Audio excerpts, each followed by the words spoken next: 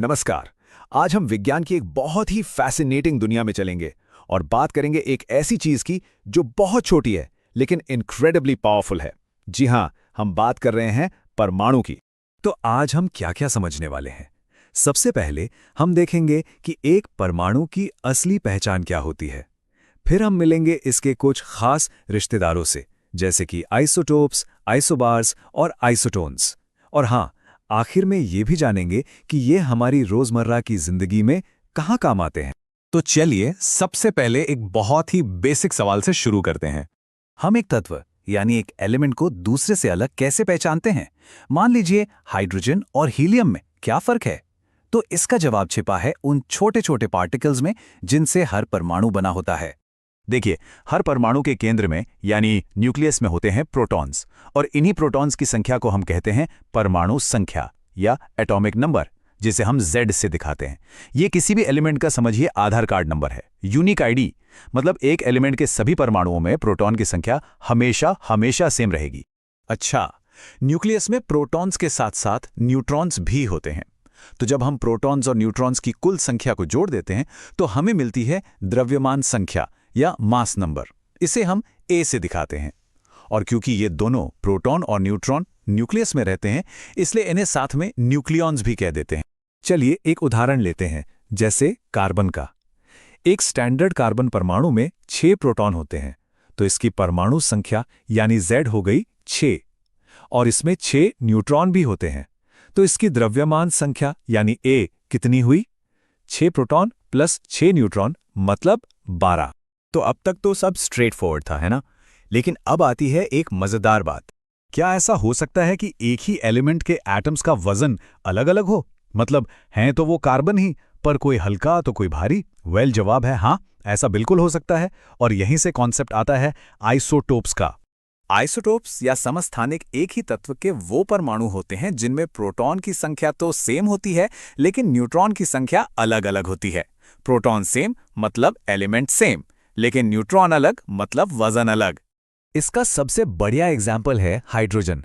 Hydrogen के सभी isotopes में एक ही प्रोटॉन होता है, लेकिन एक में 0 न्यूट्रॉन होते हैं, दूसरे में 1 न्यूट्रॉन और तीसरे में 2 न्यूट्रॉन।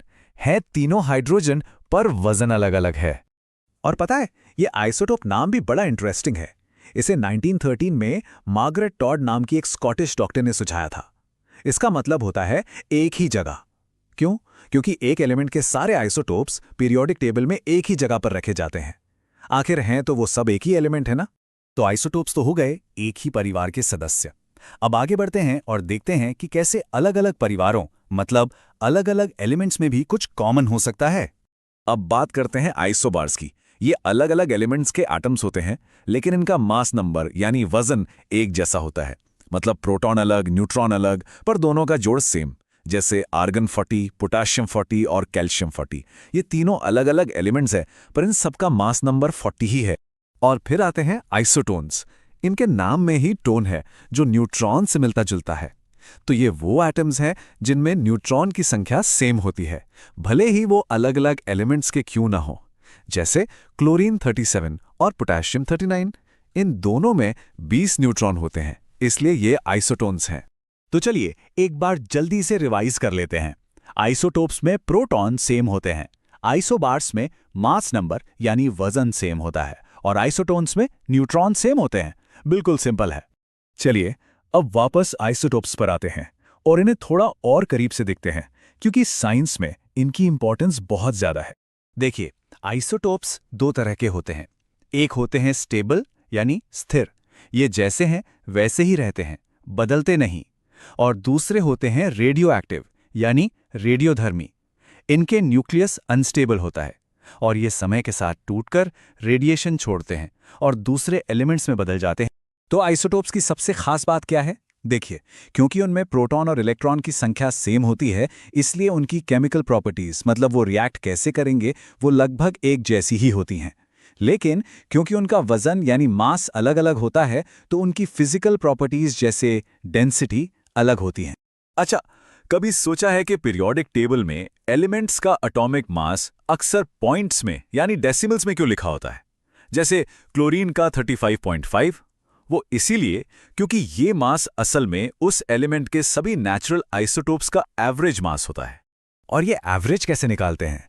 हम देखते हैं कि नेचर में कौन सा आइसोटोप कितनी परसेंटेज में मिलता है और फिर उस हिसाब से एक वेटेड एवरेज निकाल लेते हैं। जैसे क्लोरीन 35 प्रकृति में 75% मिलता है और क्लोरीन 37 25%। तो इन दोनों का वेटेड एवरेज निकालने पर 35.5 आता है। तो ये सब तो हो गई थ्योरी, पर सवाल ये है कि इस नॉलेज का असल जिंदगी में क्या इस्तेमाल है। चलिए देखते हैं और शुरुआत करते हैं एक बहुत ही इंपॉर्टेंट फील्ड से, मेडिसिन। हमने रेडियोएक्टिव आइसोटोप्स की बात की थी, जो अनस्टेबल होते हैं और रेडिएशन छोड़ते हैं। सुनने में ये थोड़ा खतरनाक लगता है ना, पर इसी रेडियोएक्टिविटी का इस्तेमाल जाने बचाने के लिए भी किया जा सकता है। जैसे आयोडीन 131 एक रेडियो आइसोटोप है। हमारा थायराइड ग्लैंड आयोडीन को अब्सॉर्ब करता है, तो डॉक्टर्स इसका इस्तेमाल सीधे थायराइड कैंसर सेल्स तक रेडिएशन पहुंचाने के लिए करते हैं। इसी तरह कोबाल्ट 60 का इस्तेमाल रेडिएशन थेरेपी में कई तरह के कैंसर के इलाज के लिए किया जाता है। मतलब शरीर के खास हिस्सों को टारगेट करके इलाज करना संभव हो जाता है।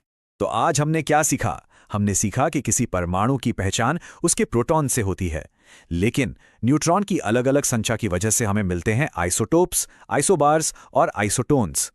ये सिर्फ किताबी बातें नहीं हैं, बल्कि इनकी मदद से हम मेडिसिन से लेकर इतिहास तक कई चीज़ों को बेहतर समझ सकते हैं। ये जानना कि एक ही तत्व के परमाणुओं का वजन अलग अलग हो सकता है, हमें पानी के सोर्स से लेकर पुरानी कलाकृतियों की उम्र तक का पता लगाने में मदद करता है। वाकई परमाणुओं की ये दुनिया कितनी हैरान